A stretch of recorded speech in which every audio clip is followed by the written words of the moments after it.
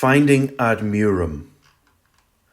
The only mention in history of the Anglo-Saxon palace of Ad Murum at the wall is from the Venerable Bede, and its whereabouts has baffled antiquaries for centuries.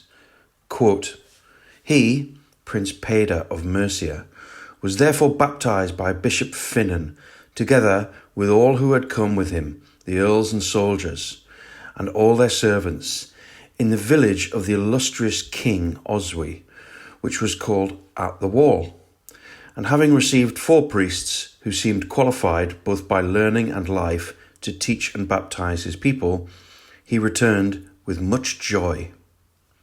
They, the court of Siegbert, King of Essex, all agreed and gave their approval and were baptized with him by Bishop Finan at the royal villa above spoken of, which is called At the Wall, for it is near the wall with which the Romans once enclosed the island of Britain at a distance of 12 miles from the Eastern Sea.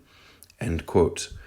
Bede, Historia Ecclesiastica Gentis Angelorum, Book 3, Chapter 21 to 22, written AD 731.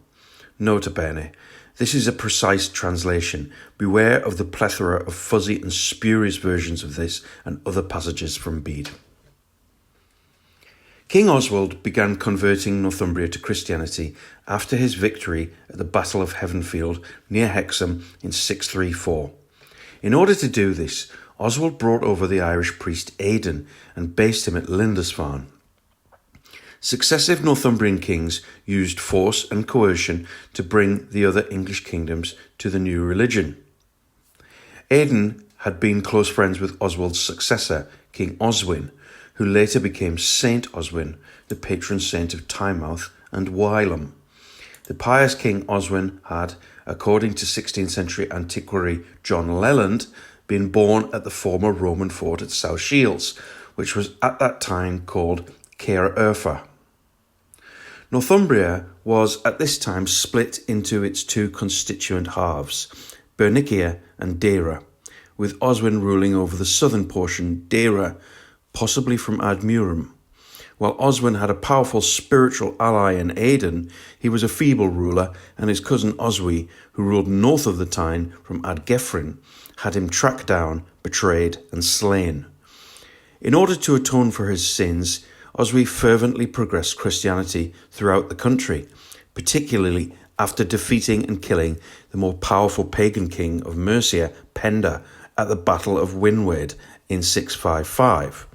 This made Oswy preeminent in Britain. Oswy later instituted the Synod of Whitby to consolidate the church and bind his power. Oswy did a lot during his short reign. According to Bede above, he lived at the village called At the Wall. It was at this palace in 653 that he received Penda's heir, Bede, along with his court, to be baptized by Aidan's successor, Finan.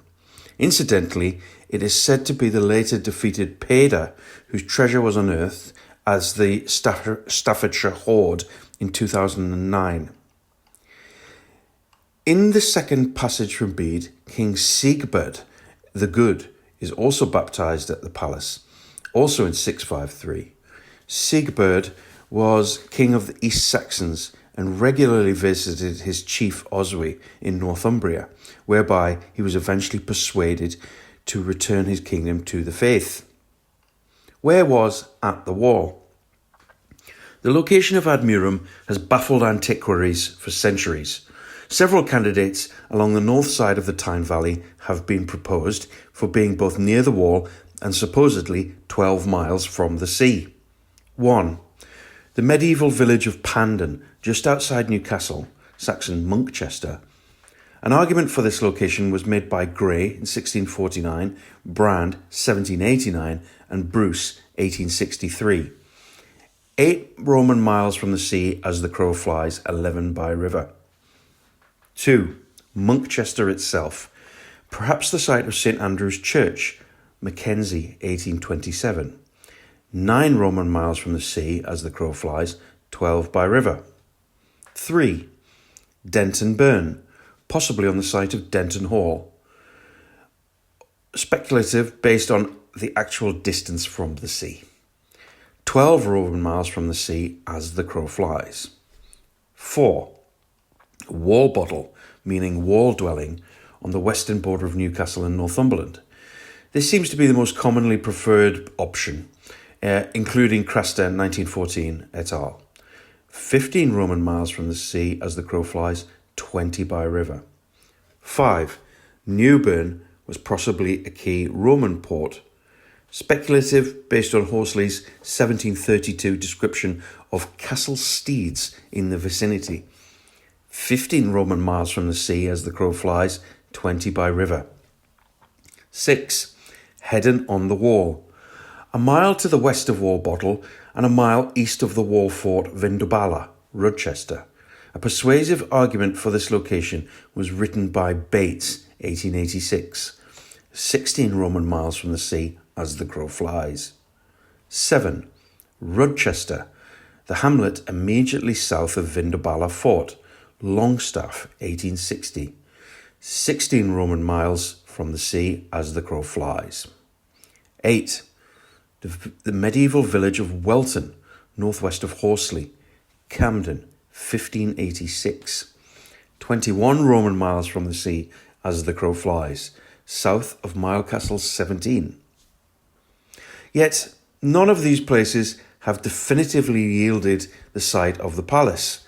In order to penetrate this question, Bede's statements and background need further examination. Where did he consider the sea to begin? Bede was from Jarrow, and he lived there all of his life, within sight of the sea, and next to a large tidal lake at the mouth of the River Don. This was later known as Jarrow Slake, and is now mostly built over.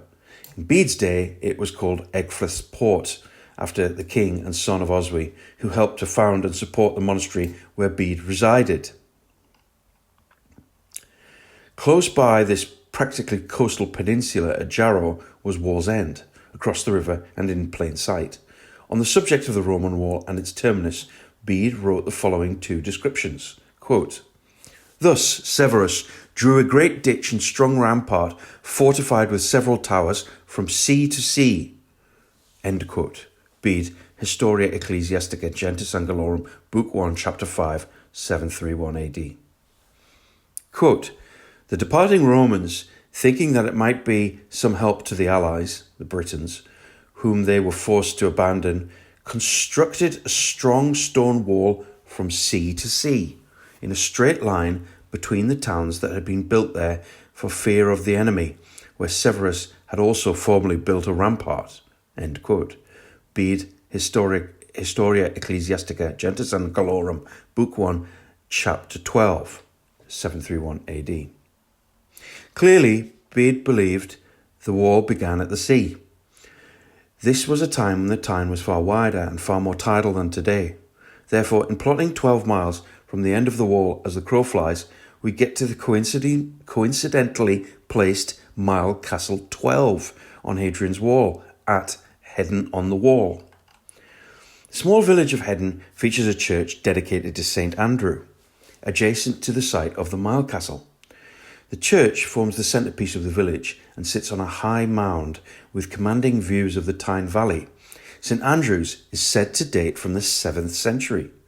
The name Heddon originates from Hedun, meaning high fort, indicating an Iron Age stronghold, while a host of prehistoric discoveries nearby as good as confirm this. The general area upwards from the river between Newburn and Wylam to the collection of hills surrounding Heddon seems to have been a notable place of ancient activity. St. Andrew's at Heddon on the Wall is, I believe, where the royal baptisms took place in 653. But where was Oswy's royal residence at Ad Murum? Was it beside the church or somewhere a short distance away? In the second part of this post, I will make the case for a new site for the royal village.